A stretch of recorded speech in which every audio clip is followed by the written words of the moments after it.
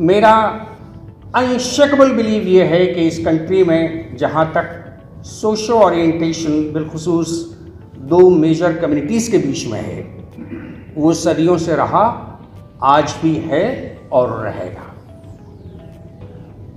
जब मुल्क एक नई तारीख लिखने के दौर में था 1947 में, तो बहुत से उलमाए किराम, बहुत से लोग कहते हैं कि we are here by way of a choice.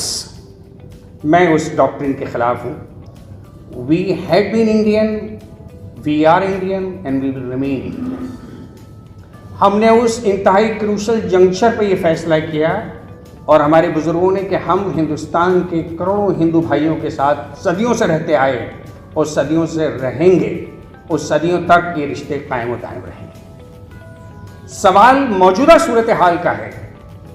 अदीब भाई ने बिल्कुल वजह फरमाया, आज़मी साहब ने बहुत वजह फरमाया है कि ये सूरत हाल इंतहाई संगीन है। यकीनन संगीन है, लेकिन ये कौम तो इससे भी बड़े संगीन मराइल से गुजर चुकी है। If I recollect 1857, उससे संगीन दौर दुनिया की किसी कौम ने नहीं देखा जो मेरी कौम ने देखा है। But 1947, when the 12 to 15 lakhs people were killed merely by political decisions of few people, either this side or that side, we were the greatest victim on earth in 1947.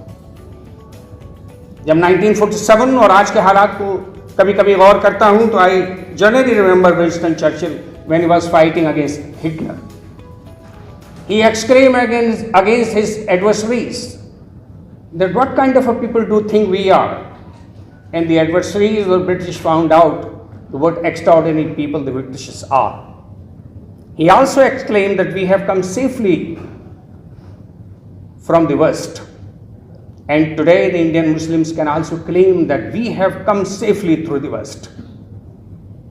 और उसका नतीजा अभी 2022 के यूपी इलेक्शन का है।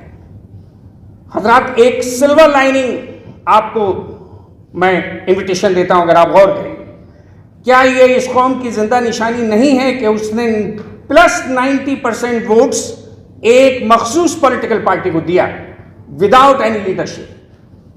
ये इसकी political wisdom का जीता जागता नमूना है।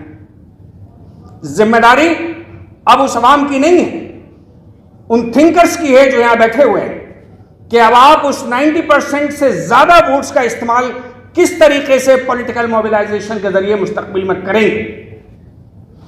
चूंकि उस इलेक्शन के बाद उस पॉलिटिकल पार्टी ने अपना ट्रू कलर दिखाया, and the Muslims started feeling dejected from the Samajwadi party, जो इलियास आजमी साहब फरमा रहे थे।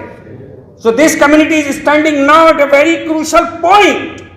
अगर आपने इस वक्त गलती की तो तारीख इन लीडरान को माफ नहीं करेगी।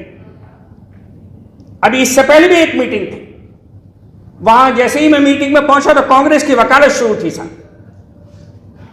मैंने उनसे कहा कि आप फैसला कांग्रेस ओरिएंटेशन लेके आए हैं या एक इंडिपेंडेंट पॉलिटिकल थिंकिंग और प्रोसेस और उसके कंक्लूजन तक ले जाने के चक्कर में। बशीर भाई, मैं आपसे बहुत इंतहाई अदब एहतराम के साथ अदीब भाई अर्ज कर दूं, अगर खुदा खास्ते आप हजरात के माइंड में एक पर्टिकुलर पॉलिटिकल एंगल अभी सर है तो खुदा के वास्ते इसको ड्रॉप कीजिए।